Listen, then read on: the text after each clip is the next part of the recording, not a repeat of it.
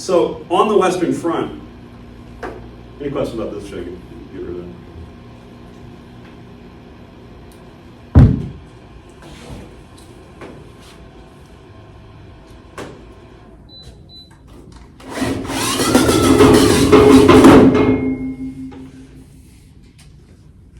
On the Western Front, you get trench warfare. And you do get some trench warfare elsewhere in the war, but the Western Front is the place for trench warfare. So what basically happens is by December of 1914, both the Germans on the one side and the French and the British on the other have dug in.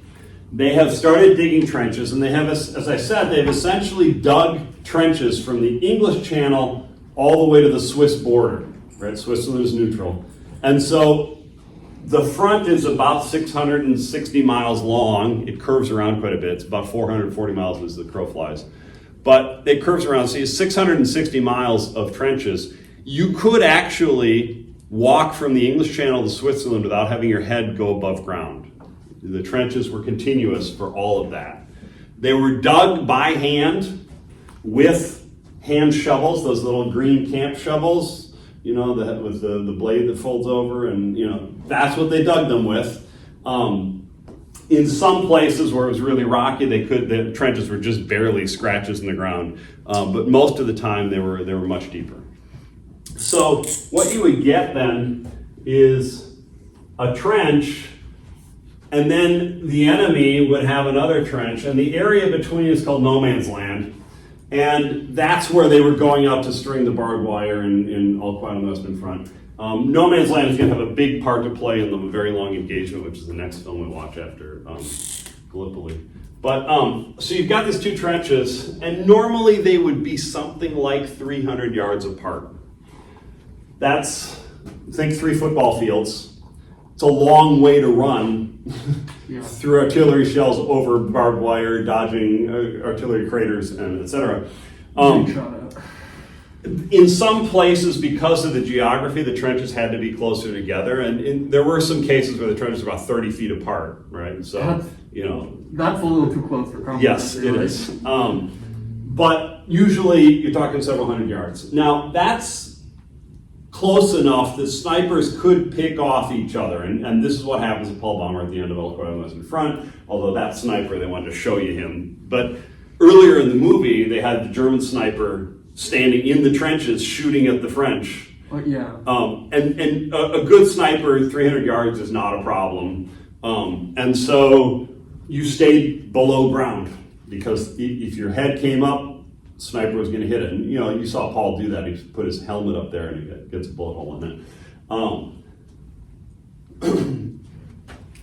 But the trenches, you wouldn't just dig one trench.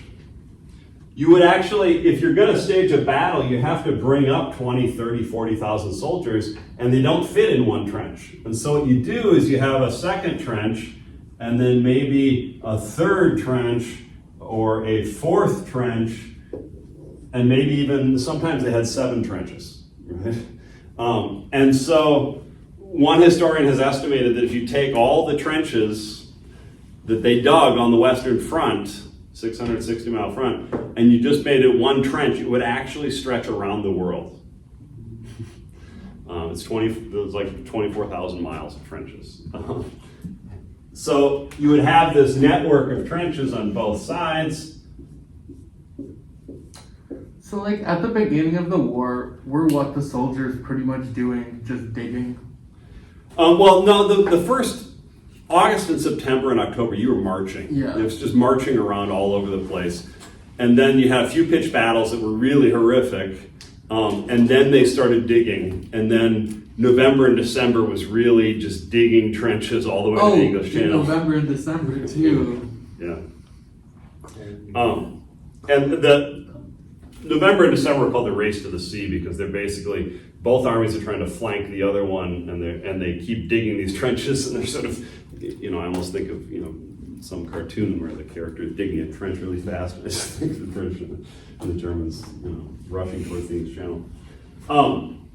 So in No Man's Land, everything is blown to pieces. Because of higher explosive artillery, there is nothing standing. And the movie gave you a sense of this. You'll get an even better sense of this in a very long engagement. But essentially, you have craters because a high explosive artillery shell can leave a crater. It depends on what ground it hits.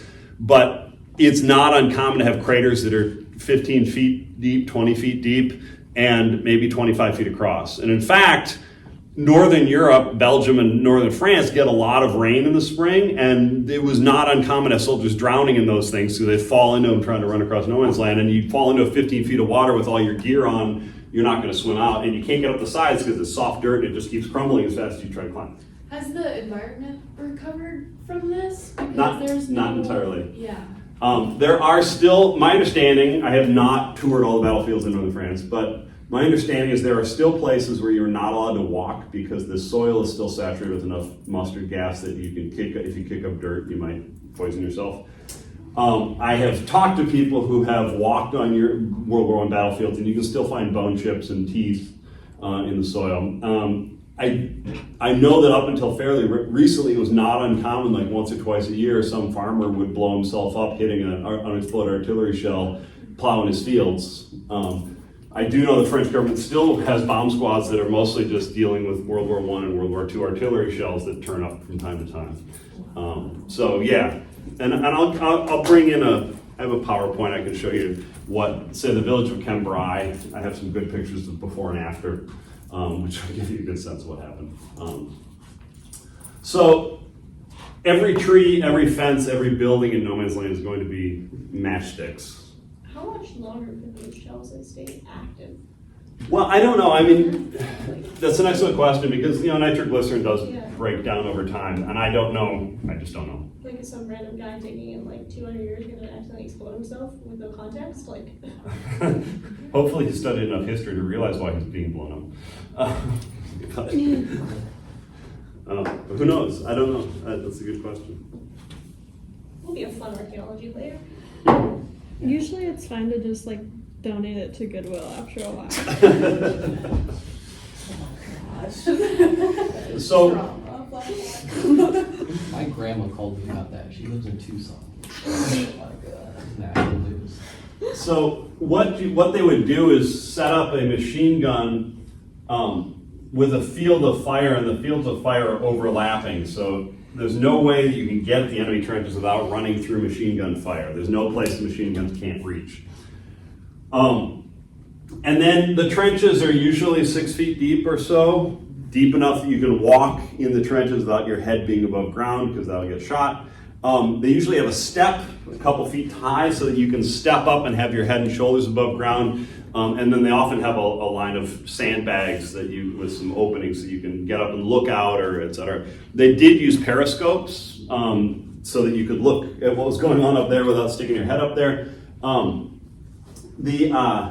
And then they would periodically have bunkers, and the bunkers are essentially a big hole in the ground that you would then put big tree trunks across and then bury it in dirt, 4 or 5 feet of dirt. And that's enough in a bunker so you're not going to get hit by shrapnel. But a direct hit by an artillery shell on a bunker had a fairly good chance of going through that roof. Where did all the dirt from the trenches go? On the bunkers. Just the bunkers. I don't know. I mean, they were actually, the trenches are not necessarily 6 feet down under the pre-trench soil. It's 4 feet down and 2 feet of piled up dirt. Yeah, that's what they could put dirt on either side to build walls. So That's just the amount of earth they had to move to create all of these that must have been just and so much work. What's kind of interesting is that I mentioned last time how the Germans thought of themselves as in a holding pattern on the Western Front. So they actually dug in quickly and thoroughly. They often made bunkers out of brick and poured concrete. They put electricity in them. They were deep.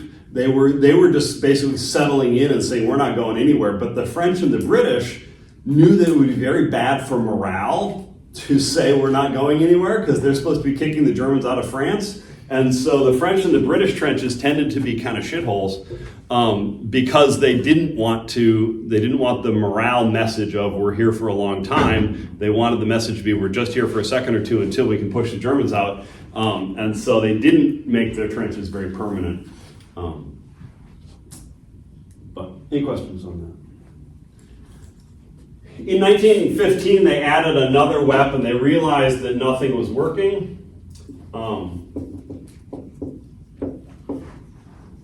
So they added another weapon, which was poison gas. And the initial one, the Germans tried this. They brought in a huge canister of chlorine gas and released it when the wind was blowing towards the French lines.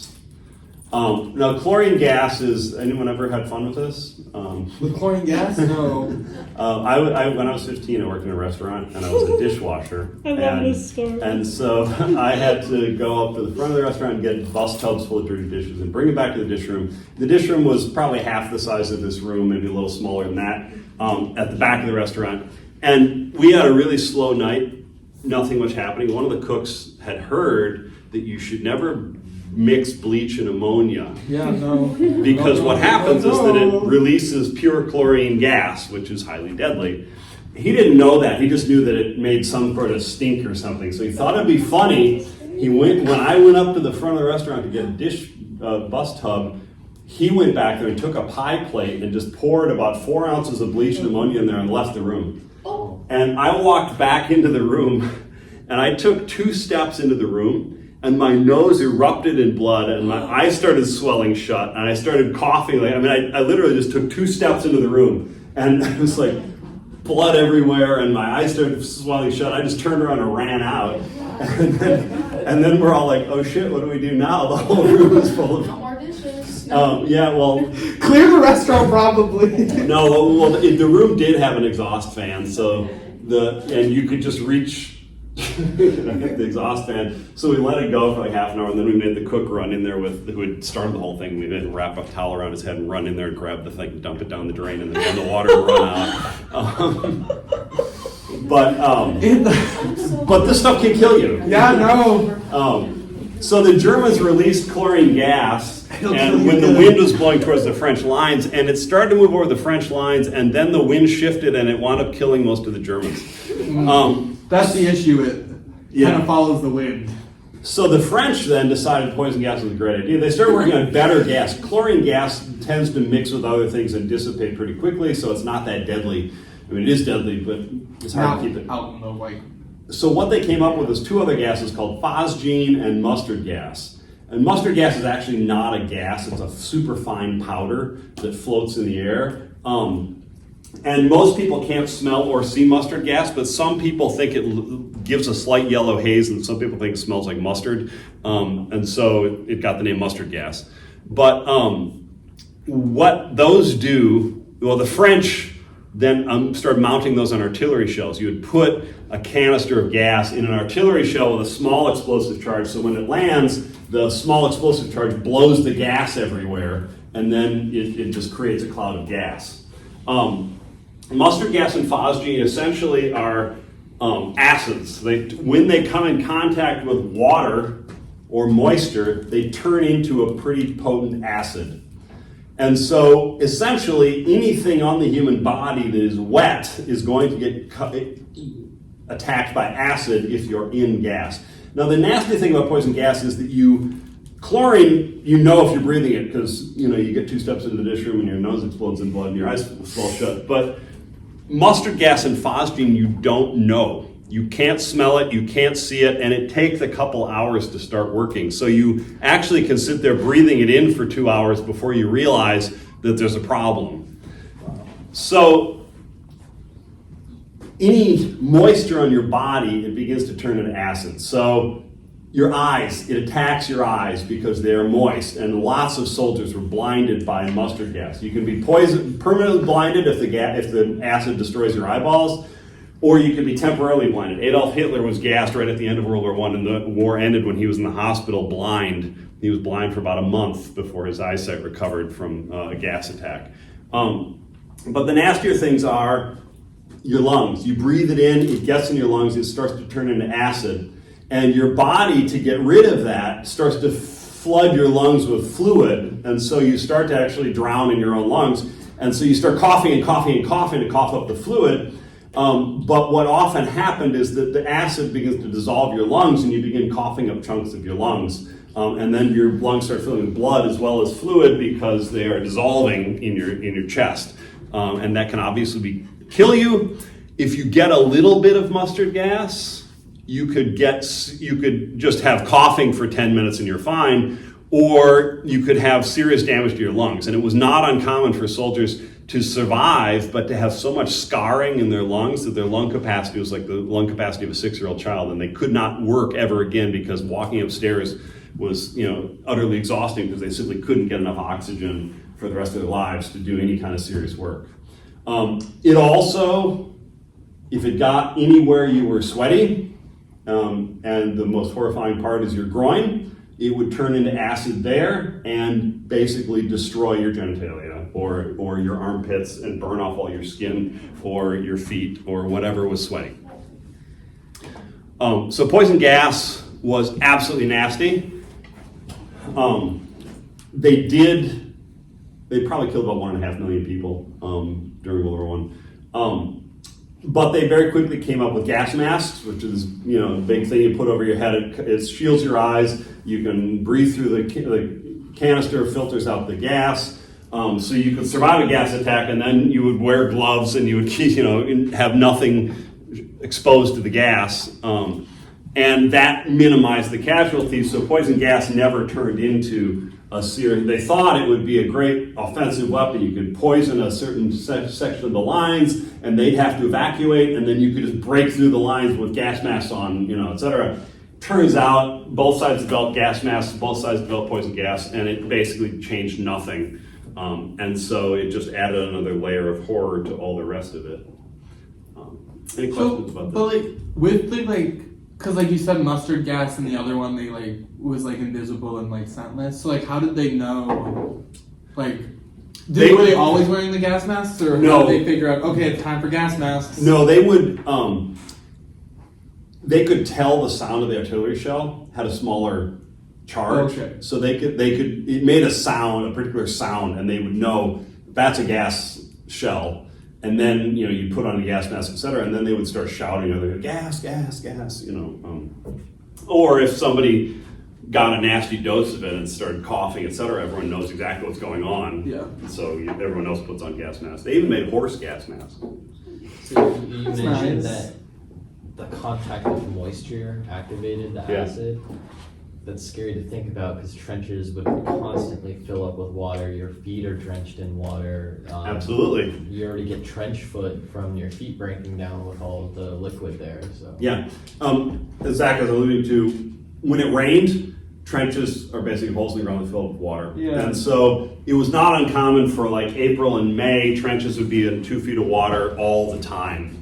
Now, the Germans generally drained their trenches better. The French and the British didn't, and you saw that in the movie. You saw the guys bailing out the trenches, but you would get trench foot, which is when your feet are standing in water for 2 months. It not only gets really wrinkly, it gets puffed up with water, and it wasn't uncommon. You'd get sores that would get gangrenous and etc. But it wasn't uncommon for soldiers to take off their boots and have all the skin on their foot come off with it because they had basically become so saturated with water that it was no longer a solid in the winter. So a gas mask wouldn't prevent your balls from burning off. No, So that's what- true.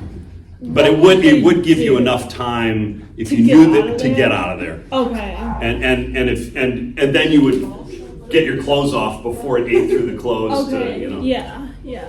Get yourself into a river or something. Right? Yeah, exactly. Mm-hmm. So essentially the Western Front Wash it away. It won't. The Western Front was entirely static It takes a while. because they didn't have a good offensive weapon. The only way they could think of attacking is what you saw in the movie is that thousands of guys in one set of trenches, they would bombard a set of trenches for 12 hours or 24 hours or whatever. And then you would have 20,000 guys jump out of the trenches and run at the enemy lines. And of course, as soon as the artillery stopped, the enemy would jump out and get to their machine guns, and so you're trying to charge into machine guns. And as soon as one side started charging, this side's artillery would start shelling no man's land because they know the enemy is coming through it. And you know, you saw the battle, and you saw it go back and forth, and you saw the artillery barrages come through, and you know, so. But they didn't really have a good way to attack anything. Now, near the end of the war, the Germans did start working on tactics, which basically involves small groups of men working their way carefully close to the enemy lines and then using hand grenades and calculated movement to get close enough to enemy lines to maybe take machine gun nests, etc. But it was too little, too late, but those tactics would show up quite a bit in World War II, they never had a significant effect in World War I, although the Germans did get much more effective than the British or French at attacking by 1918 because they didn't just send everybody running at the enemy machine guns. They said, no, we're gonna come along here and use that as cover, and we're gonna crawl there, and then we can run that last 30 yards and then throw hand grenades and et cetera. Any questions about this? Because I should start Gallipoli. Yes. So like with the machine guns or any of these weapons, are there any statistics on like certain countries like getting their own men in a crossfire? Like how much did that happen? Or how did they detect? I'm not aware of any statistics. They did not keep good statistics in World War I. World War II was much better at record keeping. And so I don't know how many incidents of friendly fire.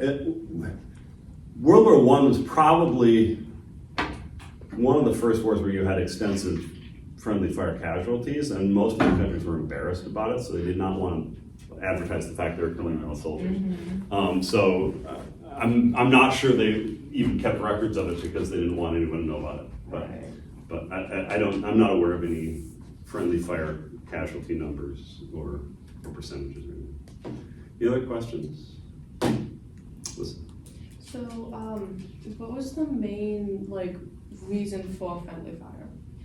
Was it just people not recognizing? Oh, the artillery doesn't know what they're shooting at. Okay. They're 2 miles behind the line, and they think they get a report that the French are coming through here, and they don't realize that there's a German barbed wire crew out there, and they wind up shelling that area, and they're blowing up German troops instead of French troops. Or you can also, in the chaos, have troops surprise each other, and one group of German soldiers surprise another group of soldiers out in no man's land, and they start shooting at each other without realizing right away. Although, not recognizing Right. uniforms Right. until too late. I will point out that the French tended to use a dark blue, a sort of slate blue uniform, and the Germans used what was called Feldgrau, which is field gray, which is a gray uniform. So they were technically different colors, but they were not that far apart. Yeah, dark gray and dark blue. Oh no. Yeah. Yes, exactly. Well, and I was I'm thinking about friendly fire with that scene where Paul's in the crater and he holds up the help. That could have been either side just firing, either side sniper, right. just firing because they see something pop up. One thing you might not have noticed in the movie is that they had the spikes on top of their helmets at the beginning, and by the end of it, he didn't. And that's partly because it was when you're so sticking your head out of a recognizable trench, as they can Germans. see, there's a spike, there's a head coming after it, I'm going to shoot over there. But that did decrease the ability of both sides to see who was who, because the helmets started to look more and more similar. Although the British kept a fairly flat helmet with a wider brim for much of the war, so they were recognizable. They also tend to wear more khaki than the other two sides, so they were more recognizable. They were also better fed. But I feel at night there would also be a lot more friendly fire incidents, because in the dark you can't really flashlights don't give that much light. No. You can't really tell if this person who you're pointing the flashlight at is wearing dark blue or dark gray. It's and I mean, any noise in no man's land in the middle of the night, They were shooting at it. They would just open fire.